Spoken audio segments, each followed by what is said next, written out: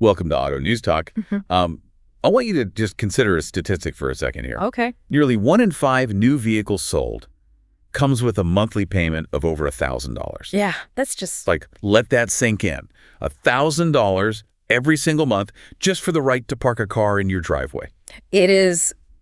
it's a staggering number, honestly, and it just completely shatters the traditional idea of, what a normal car budget even looks like. It really does. I mean, usually when we look at a market under pressure, we picture like a single isolated stress point, right? Exactly, like a supply chain hiccup or something. Or a spike in raw materials, something contained. But when you step back and look at the entire automotive ecosystem, it is just this massive pressure cooker. Oh, absolutely. From the absolute sticker shock hitting everyday drivers to legacy automakers completely panicking in the boardroom, right down to the psychological warfare happening in your local dealership's finance office. Which is, that's what makes this such a fascinating terrain to walk through for us. We're watching an industry basically being forced to adapt or die, and those shockwaves are hitting every single participant in the process. So, well, let's start with the people actually buying the cars, because I struggled to square that $1,000 payment stat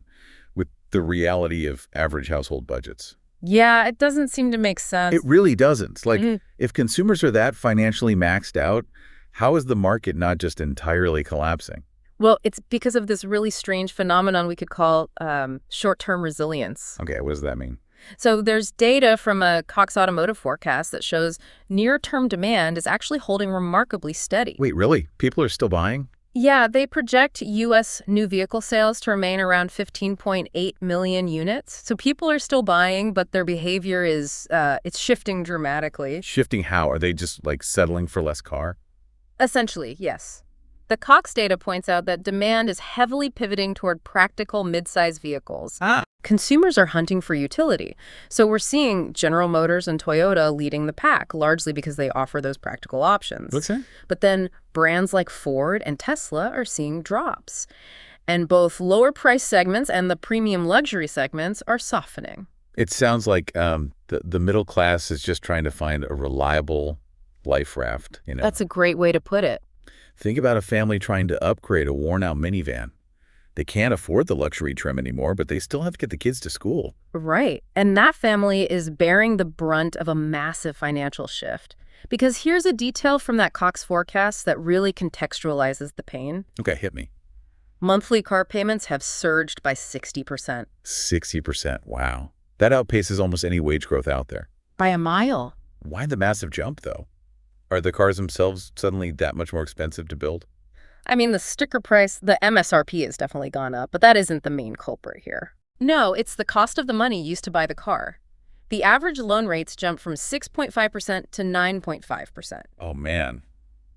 That hurts. That difference alone adds hundreds of dollars a month for the exact same piece of metal. So the pressure on buyers is tied directly to overall household inflation and borrowing costs. So it's a math problem, not just a manufacturing problem. Exactly. But that raises, like, an obvious limitation for anyone trying to predict the industry's future, right?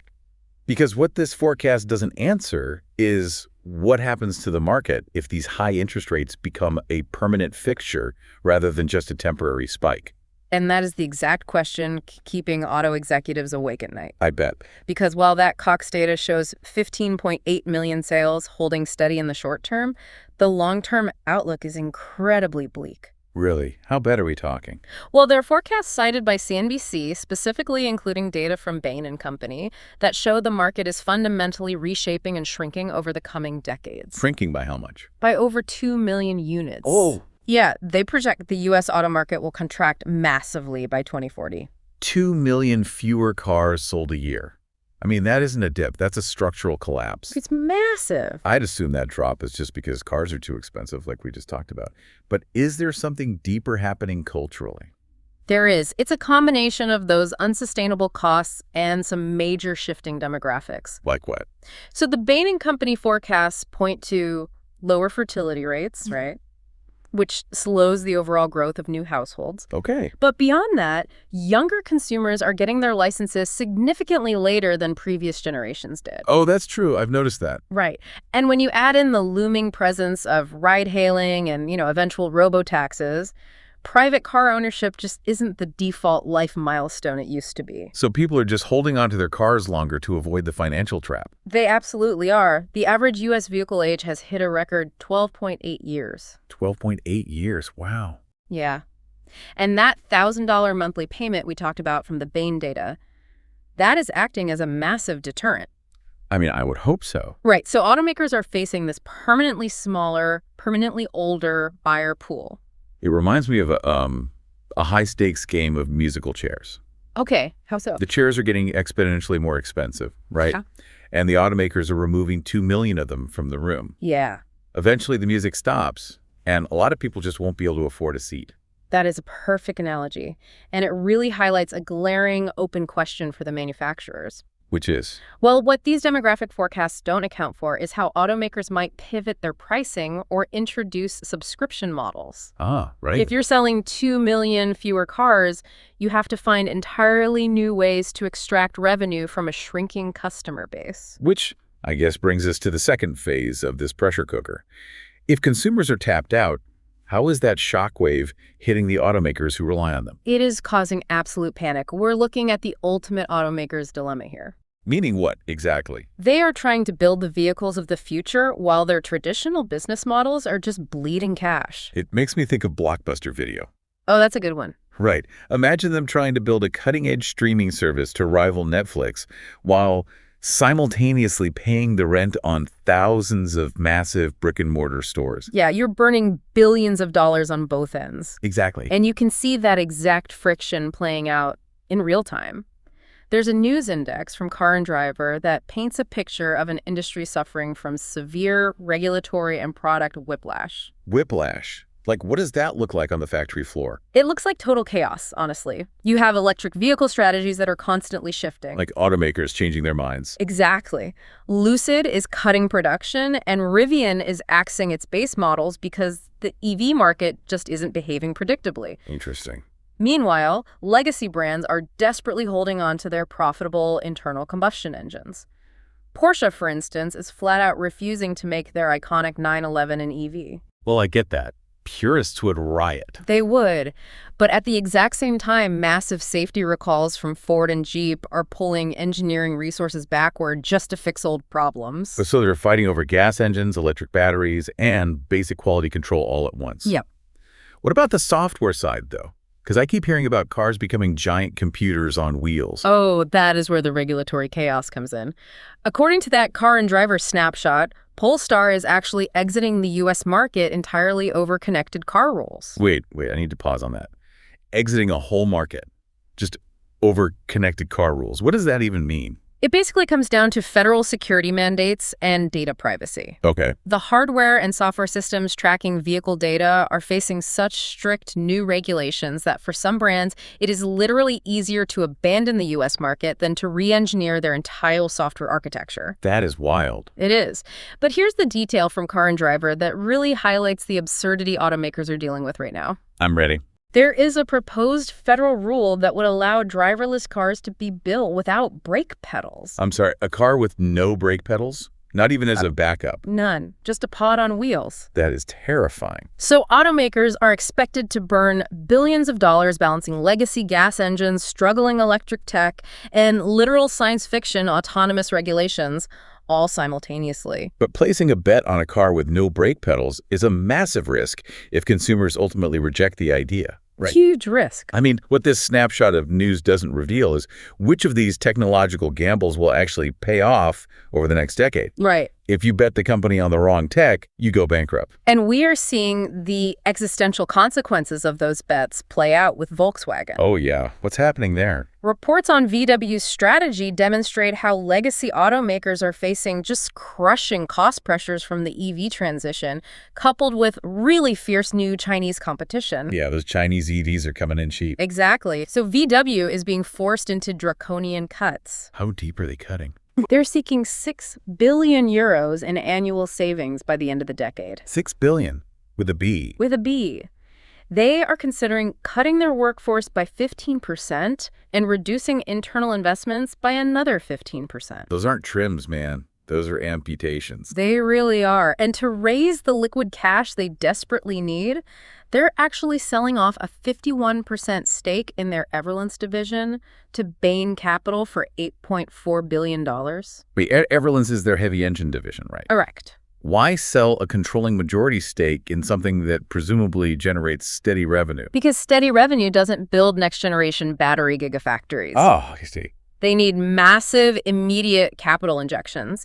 Handing over control for $8.4 billion gives VW the war chests they need to fight the EV war, but it costs them a reliable piece of their legacy business. Wow, it's a really desperate move. It is. But the truly memorable detail here is the human scale of this transition. What do you mean?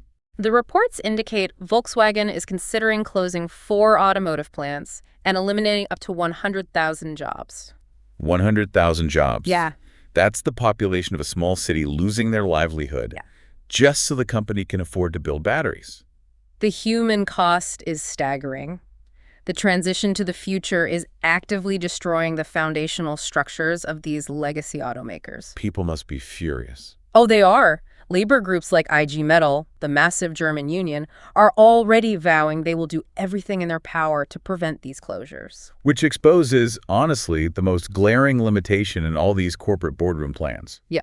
Because what the financial reports don't detail is how Volkswagen intends to actually achieve 100,000 job cuts without triggering a catastrophic company-halting labor strike. Exactly. You don't just erase that many livelihoods on a spreadsheet and expect people to quietly pack up their desks. You certainly don't. The friction is completely inevitable at this point. Yeah. So if we look at our map so far, we have a tapped-out consumer base staring down $1,000 payments, right? Right. And we have bleeding automakers selling off divisions and threatening massive layoffs just to survive. Which begs a rather cynical question, frankly. I know where you're going with this. If the consumer is losing and the automaker is losing, who is actually winning in this ecosystem? A dealership.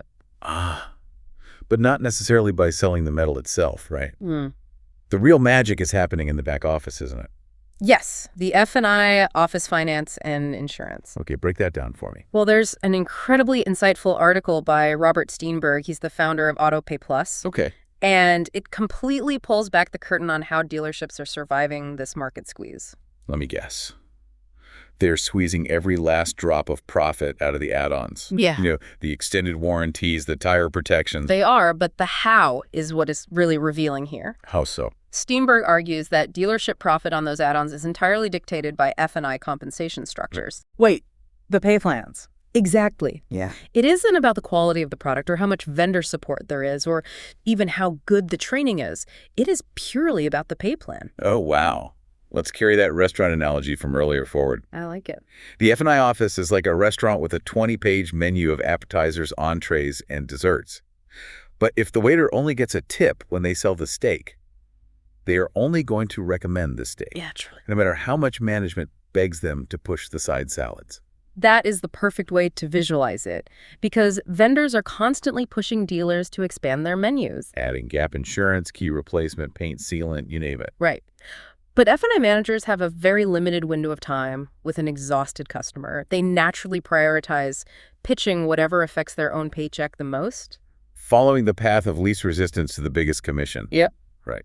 Well, wait. No, I shouldn't say it right. Let's look at it from the dealership's perspective. Okay. They can't be mad at the manager for maximizing their own income. And they shouldn't be. Steenberg actually has a brilliant quote addressing this. What does he say? He says when a product fails to sell because it isn't on the commission plan, it is a systems issue, not a personnel failure.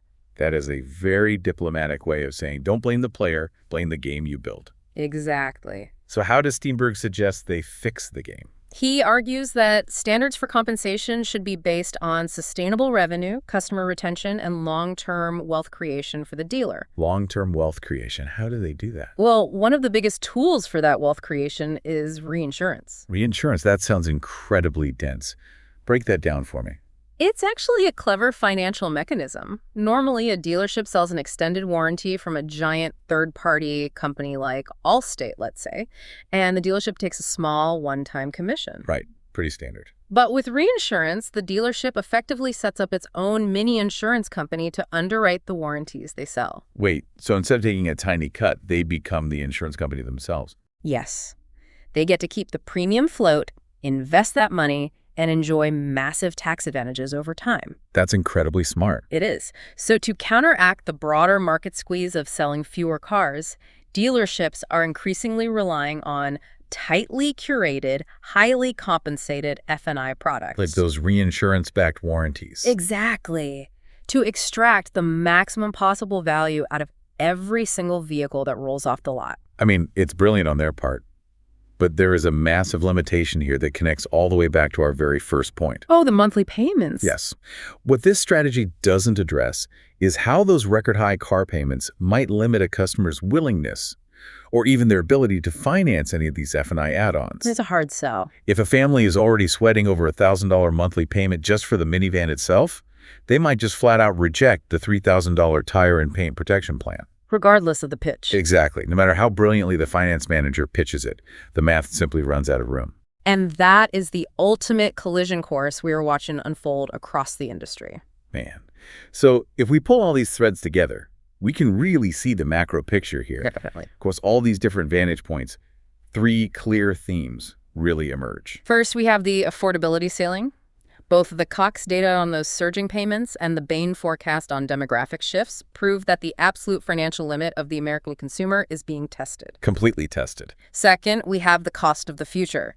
The chaotic car and driver headlines and Volkswagen's drastic multi-billion euro cuts show that the transition to electric and autonomous tech isn't just an engineering challenge. No, it's a financial bloodbath. Exactly.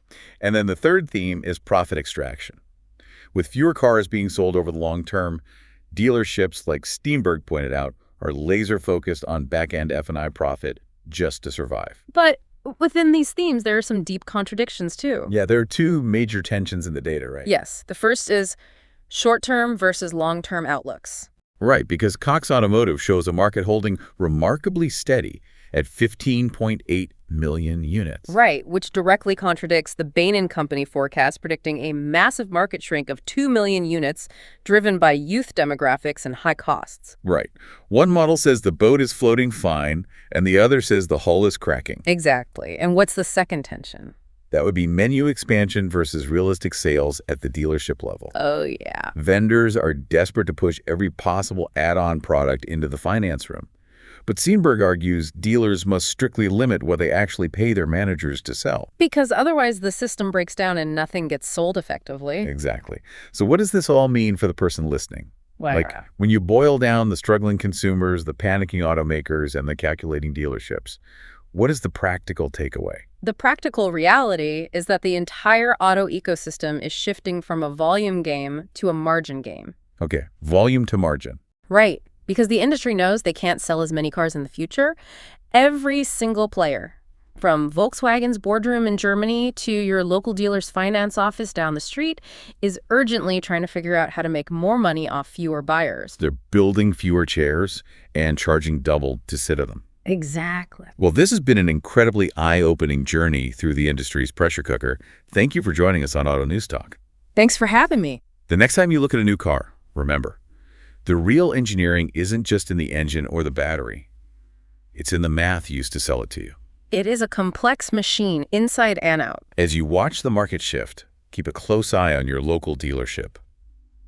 Are they pushing different products in the finance room to make up for those slowing showroom sales? Because the real innovation in the auto industry might just be happening on a spreadsheet, quietly waiting at the bottom of your next contract.